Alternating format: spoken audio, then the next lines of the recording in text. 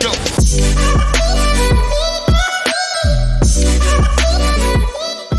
All right, we're here with Not a Great Whisperer podcast. Again, I'm your host, Katie Ray. I have Mrs. Marissa Moran today. Owns her own business, Hair by Marissa Moran. I will keep repeating that the whole episode. I love her. I've known her for way too long. I love her ambition, her creativity. She always makes me beautiful. She is beautiful. There's just so many good things. I could actually just sit here and talk about her without her talking this whole time. And I love it.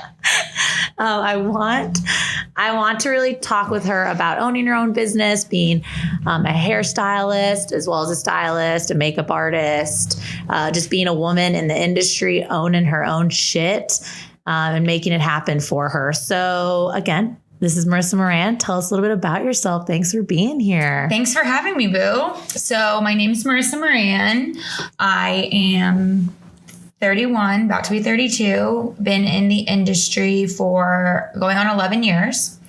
I started with my love of kind of like, it all started with theater, acting as a kid, dance as a kid. Then I did theater, hair, and makeup in high school, ran the department at my high school in thespians.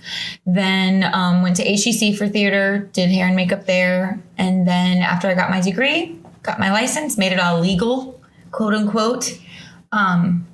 So it's been about 11 years. Love that. And one of my things I always like to ask, did you have the support of your family when you started doing hair and makeup? Did they push you more to acting?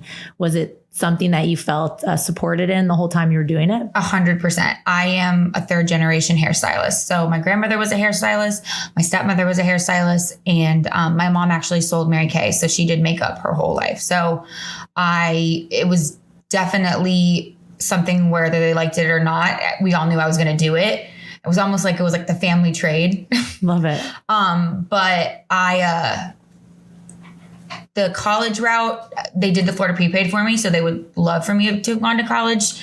So I kind of only went to HCC just to kind of be the first in my family to go. I just wanted to be extra like that, you know? So that's it. Once I got my associate's degree, it's just collecting dust right now. But you needed to say you went to college. I just had to be the first. And then my brother trumped me with his master's, whatever. But I started thinking I won. And your family is Cuban. Yes. My Cubana. Yes, soy cubana. Marissa and I go way back. She did all the makeup for my wedding. Go way back before that. Oh, yeah, way before that. But she made me beautiful on my beautiful wedding day. We go back from cheesecake days. Shout out to all the special flavored cheesecakes too, and all the cakers. I still know all the flavors and all the ingredients. So I think ever since I've known you, you've always really motivated me, inspired me. When you were traveling the world, being a trainer, I was like, shit, I could have done that with her. And then I moved to Miami. Fell in love. Yeah, fell in love, that weird thing. But I always like to see, how do you feel that owning your own business has affected positively or negatively your personal life? Do you feel that you're missing out on anything personally? Is there things that you kind of wonder, if you didn't own your own business and run everything yourself, is there anything that you kind of overthink sometimes? It's kind of the double-edged sword. I love the fact that I can make my own schedule, that I can take off a day if I need to do a family event. But that being said, if I don't get the clients, I don't make money. So the thing about working for a corporate company, I knew I had a paycheck. I knew if I wanted to pick up a shift, I could go and pick up a shift. So I just knew it was steady. I knew, I had a W-2, taxes were simple, all of that. Then you come to do running your own business and it's your own. You have to hustle yourself. You have to do everything yourself. And it's really scary sometimes because you have to have the self-confidence, but you also have to have the drive to push. What was your aha moment when you were in the corporate world and finally I know you did everything on as your hobby, you were still making money on the side with hair and makeup, but what was your aha moment where you're like, I'm done with the corporate world? What happened? I was basically I switched. So I went from going to 5 days a week at Cheesecake to 1 day a week doing hair. Then I switched roles and I was 5 days doing hair and 1 day a week at Cheesecake. And I literally only stayed to be a trainer. I loved teaching and I loved training. It was it makes me emotional because that was my favorite part of the job. I got to travel the world with it. I got to do it in Tampa. And it got to the point that it was like becoming noticeable that my passion was hair and not so much teaching anymore.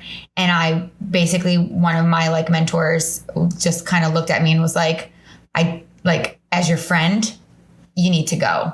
As your boss, I don't want to lose you. That was my moment. I was just like, I can't keep doing this. We were planning my wedding.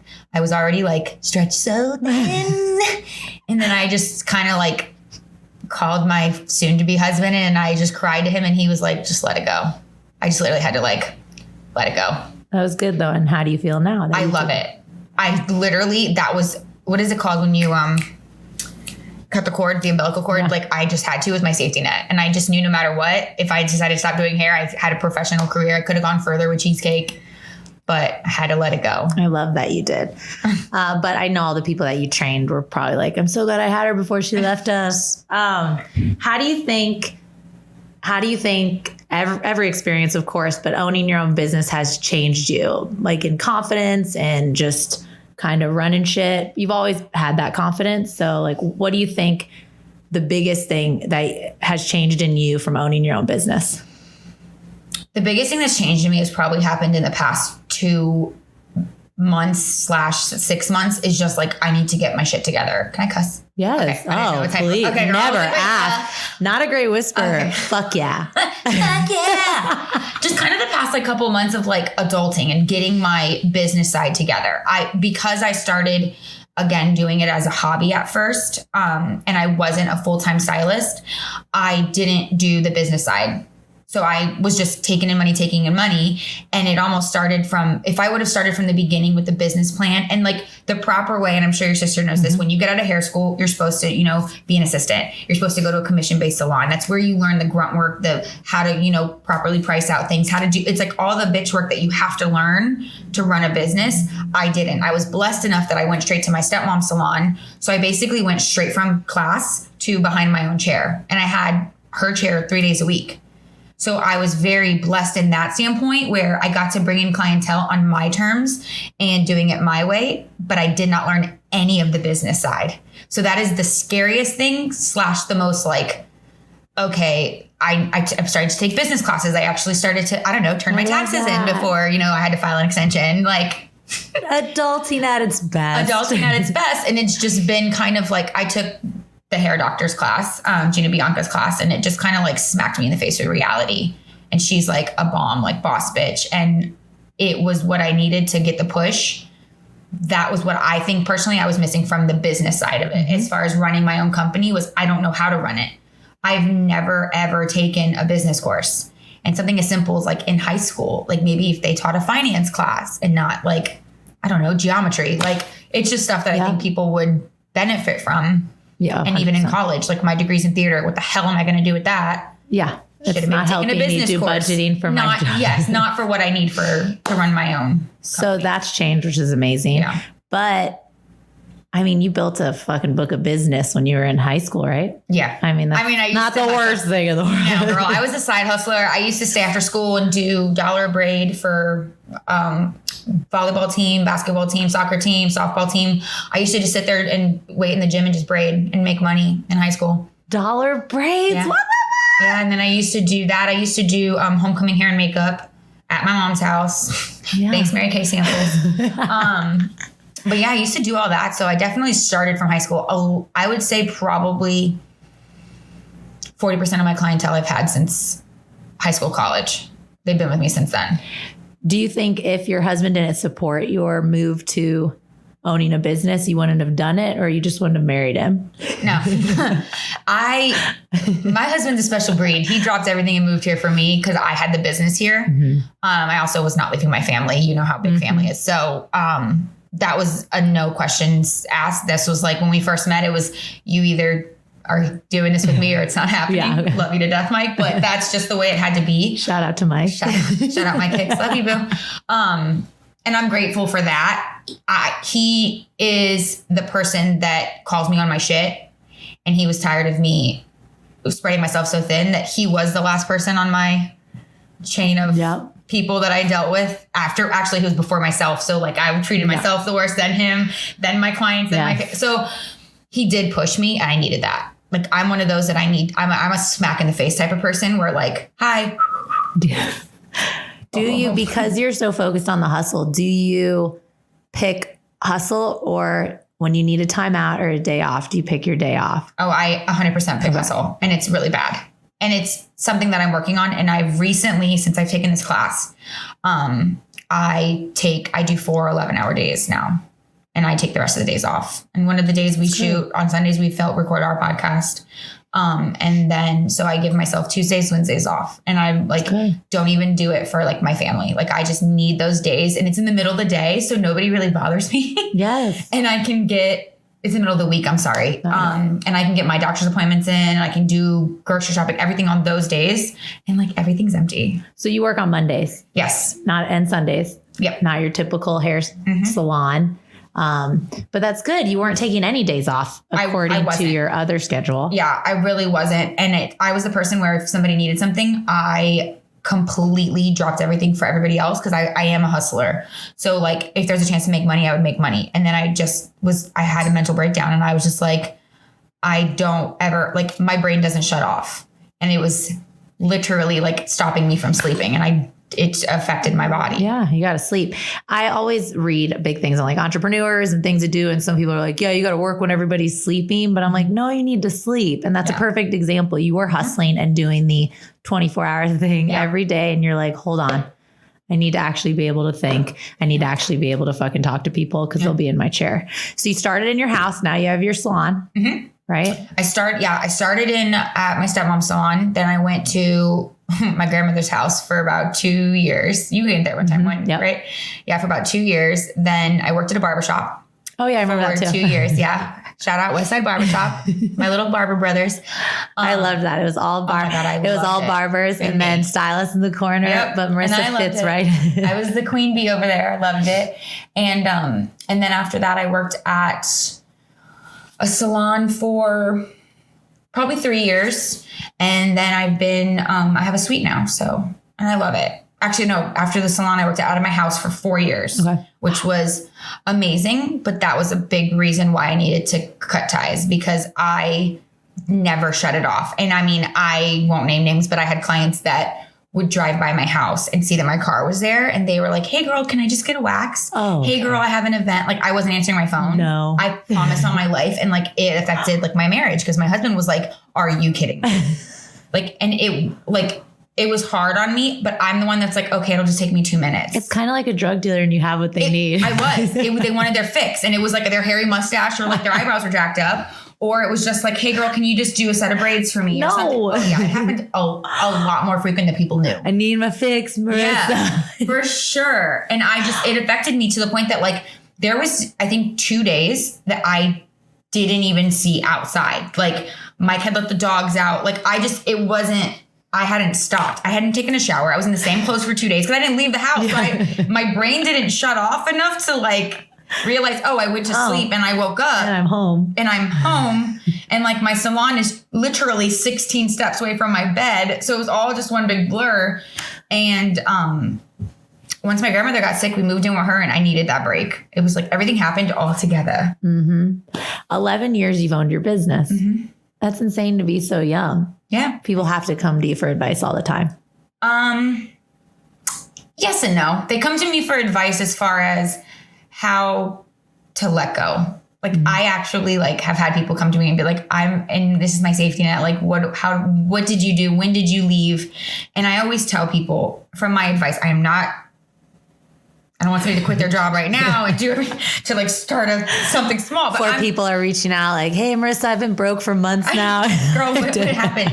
I always tell people you should do your side hustle until your side hustle makes more money than your real, quote unquote, real job. So I'm all about people being entrepreneurs, like starting something new, but don't quit what's providing for you and your family until the other one, you know what I mean? Does that make sense? I don't know if I'm saying the right words. Get revenue coming in. You have to have consistency somewhere. Yes. And I'm all about the not sleeping for 2 months straight, but for that little point in time when things cross over. Then once it's steady, or once you're steady, then that's when I think it's okay to let go. But you had a book of business in the beginning from your stepmom's salon. So how did Did you run numbers for yourself? No. You just did it. I just did it. I'm telling you right now, I've never ran the business side of anything. It was hard for me to let go. I'm a creature of habit. So a stylist now, like I have an app called Stylist, and that's where you can book online. Now that keeps all my clients' information on it, all their appointments. I could put their color formulas in it. Before that, I had like a notebook, and sometimes I did it, sometimes I had no way of organizing any of that, any of my numbers.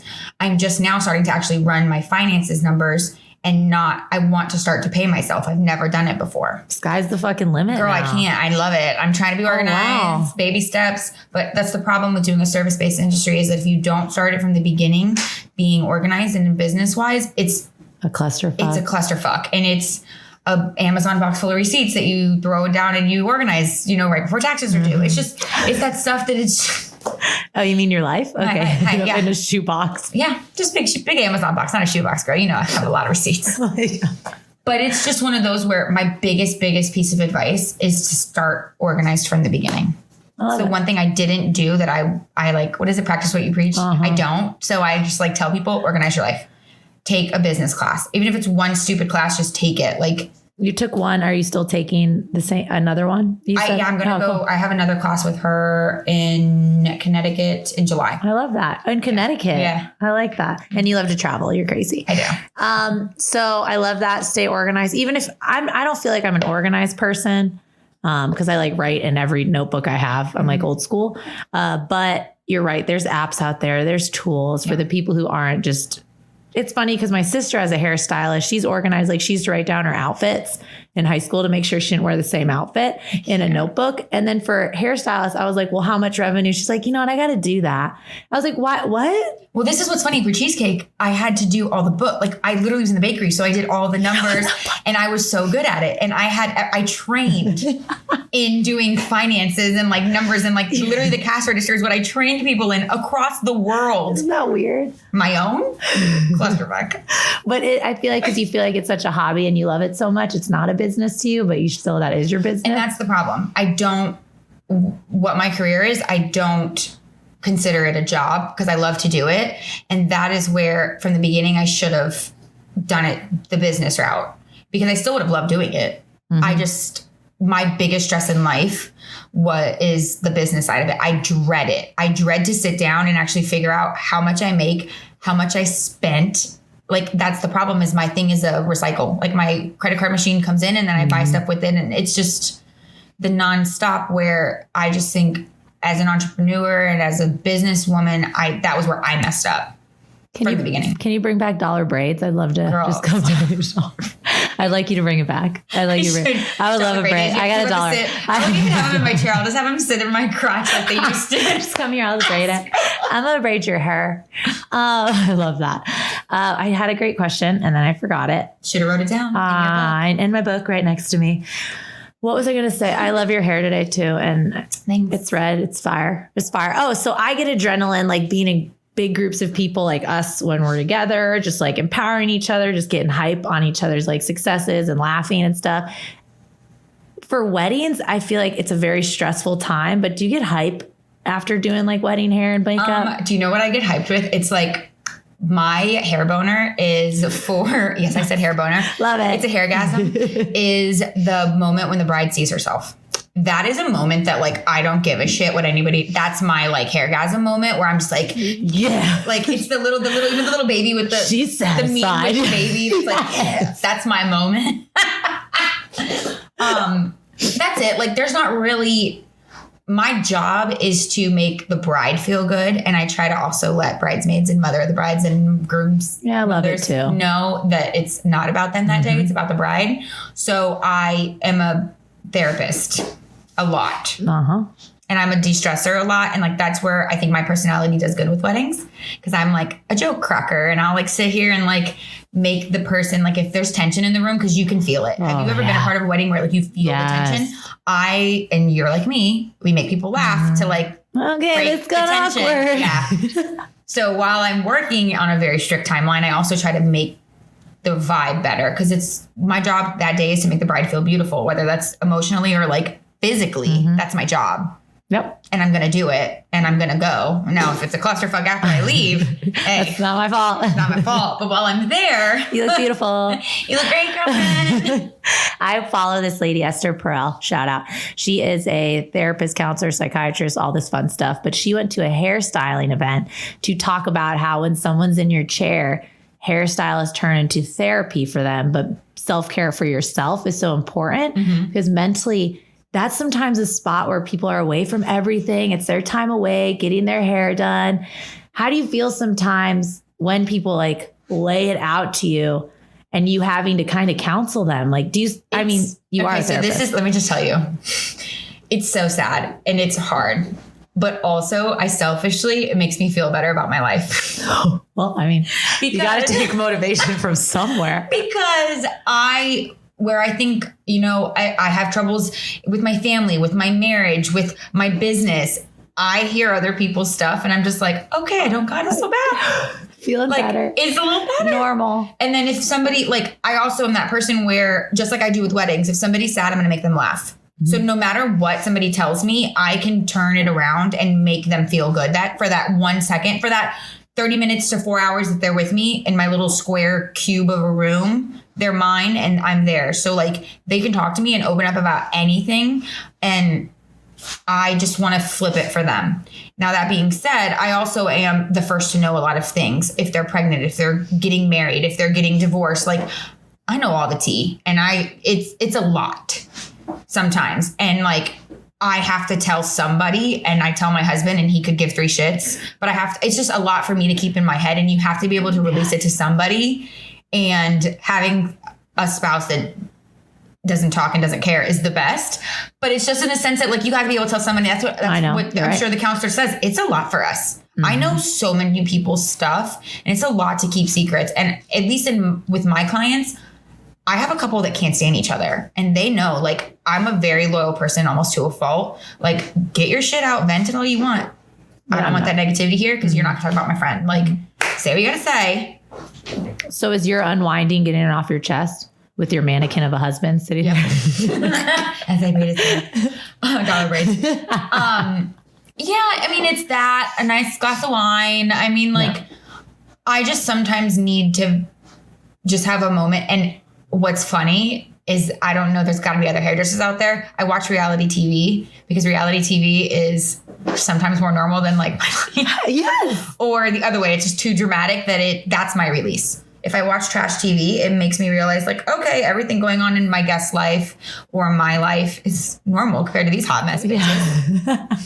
We all know you love TV. I love it. So I hate when people are like, oh, you guys are so much alike, you're not going to get along. We're 100% alike. Yeah. A little different. She's got a bigger butt. She's lucky, a Cubana. You're tan. I have some olive skin. But I'm saying I feel like we energize each other. For sure. Do you feel like that with personalities of women personalities and men? Yes. Shout out to men too. Shout out AP. Yeah, I definitely, I'm around women all day, every day. I feed off of energy. If you come in with a stank ass attitude, I actually want to be nicer to you just to be an asshole. Yes. Yes, that's how I feed off of it. So if somebody comes in with their stankness, I'm just hi, okay, great. And then what's funny is I have a mirror in front of me. So when I'm like that, I'm just okay, and super. Staring at yourself. You're I'll just be happy next to myself. It's fine. But I'm like that too. I can't. It gives me amped up. Not enough endorphins to go run a mile, but it gives me, because I just don't do that, but it gets me energized. Thank you, hairstylists, for that too. I'd like to share that a lot of hairstylists are the same. I told my sister one time when she was extremely stressed, we were just on the phone because I was in Miami, and I go, just go run it out. She goes, yeah, I'm going to just exfoliate. God, I love your skin. Amber's my favorite. Yeah, I'm not going to do that, but I'll go exfoliate my skin right now. That's what people don't understand is we are on our feet all day on a cushion mat. Like I said, I work 10, 11-hour days. And then the last thing I want to do is go to the gym with you at 10 o'clock at night and go do shit. Fuck off. Not happening. And then oh, let's just go do arm workout. No, I blow dry 9 times a day, bitch. That's my armor. You round brush 9 bitches in one day and tell me if you want to go lift weights after this. Like, suck dick. I did already work out. Thanks. And what's funny is if anybody's ever been to an event or ran a booth at an event, those padded mats are like everything to you, and you're only there for like 3 days. You're literally there every day on your padded shitty mat. Yeah. And I think that those padded shitty mats have formation from my big 200-pound ass being in the same spot. So it's like dentist, dude. Matt. And you're like, shit, I'm in the dense spot again. I know. And I just started in my new like adulting loca self. I just started wearing closed-toed shoes because I used to wear like flip-flops every day to the salon. Oh gosh, so bad. And then I don't even want to get hair splinters, but I would also be like in my keynotes. And then I was like, oh, I'm 31. My back hurts. Like maybe I should wear supportive shoes. How do you feel about getting pieces of hair out of your boobs every day? It actually hurts. So I don't know if your sister had this, but especially when you cut men's hair, it's sharp and you get hair splinters. And I know she's had it, but it's where it like penetrates your skin and you have to literally take a tweezer and pluck it out because it's like a splinter. It's a splinter. And if the hair's cut so sharply that it literally pokes you in the breast. Like, and there's no way to dodge that. No, there's absolutely no way. Even if armor. And the problem is like I'm busty. So like I could wear a turtleneck and she's got big titties. It'll still come out like it'll still come all over my breast. That's not what I meant. It'll still come like the hair. No, that's not what I meant. Just took a dark turn. But the hair will fall on my top. Is that better? My thing with that is I'm gonna now, thank you for giving me this idea. I'm gonna now create body armor for hairstylists. Do you think it'll sell? I mean, I'll wear it. I'll wear it for sure. Protect yourself. I literally will wear it. Wrap it up. I guess I could wear like yourself. Yeah, because you could do the body armor and then we won't get shit all over our clothes, but that's just not going to work. Yeah, your aprons don't do shit. No, they literally don't. It doesn't matter. That's why I love the hairdressers that wear beautiful clothes every day and like their hair and makeup done all day. But like I can't and I'm not. And anybody, if I wear makeup today, if I go to the salon right now with this makeup on, I guarantee you 2 of my clients are gonna be like, where did you go today? Why do you have makeup on? Like I just am not that stylist. My job is not to come in looking fabulous. It's to make other people look fabulous. So like I can't. I get it. And everybody in like salons, like corporate side, they all have to do their hair and their makeup. Oh yeah, for sure. And they have to, but you ruin clothes. And like and if bleach goes on a white shirt, it turns pink. And then the pink, like you Sharpie it so many times to like cover up the pink spot. And it really just is still like brown. I get it. It's just cute. Okay. So one piece of advice for anybody starting their or owning their own business right now. Okay. I know the organization thing was one. That's my biggest thing that I am starting to do now. Okay. I would just say, A, be organized and do all your financial side. That's a huge, huge part. B, take risks. Okay. Take risks. And I'm a big goal person. So whether it's small goals, like this is where my ADHD comes into play, I write lists. So once I have my list down, I cross them off. So like do little goals and big goals. Okay. So I try to do like one personal, one health, one, like I do like a big one for the end of every year that I have to meet. And then little ones are like my monthly ones. Like your big ones, like getting your taxes in on time. Yep, that was a big one. Really, and then my other one was to do a marathon. And I did that this year. I walked it with my dog, but I still, whatever, fuck it. I did one. I have a medal. So Macho did it too? Miguelito. I had put him in a little baby stroller. Stop. I can't. It was great. Okay. I have pictures. I'm proud of you though. I got a medal. And in a way, like what just happened and how many people took pictures of you? Oh my God. Do you want to see? I have a boomerang. Yeah, we'll definitely look at it. And then 3 most influential people in your life. Career-based? Both. Okay. Career-based, I would say Gina Bianca is number 1 right now. She's like giving me life in a lot of ways. The hair doctor I was telling you about. Then I would say I'm going to do women, all women. Tabitha Coffee is the baddest bitch when it comes to hairdresser. She used to have a show called Salon Takeover. Yep. Very blunt. That's silly. Very rude. I need to be told like that. I don't think you're rude. You're like blunt sweet. I'm blunt, but I'm coming from love. I just don't know how to deliver things sometimes. I mean well. When you add your eye roll or something, that turns into a little bitchy. But when it's not there, it's better. It's my tone, end quote. And then I would probably say, who's another person I look up to? I can't even think right now. I'm sorry, 2's good. Do personal now. I know grandma. My grandma. Abuela. My abuela. Mama Dukes. And then, personal. Who else? I can't think right now. It's okay. 2's good. Yeah, we'll just do 2. I'm proud of you. I've said 2. I never said 3. Oh, I thought you said 3. I did, but you're gullible as shit. So I just said, no, it's 2. You're great. Yeah, That's totally so great. Oh my gosh. So anything you want to leave on? Thank you for having me. Oh my gosh. Thanks for being a bot. Oh my God. Again, ordinary people living extraordinary lives, interviewing people that I fucking love or have met and just got hype about or have known for way too long that we basically have a blackmail friendship because she knows too much about me and I know too much about her. Sure. You got to love each other. But thanks again for tuning in and can't wait for the next episode. Thanks. Did we do social? Oh, social at notagreatwhisperer.com and Marissa at Hair by Marissa Moran on Instagram and then at Marissa Moran Hicks on my personal page. Hicks is her white person name. Just my married name, but we don't go by that. It's her white person name. It is. Thank you again for tuning in. Bye. Bye.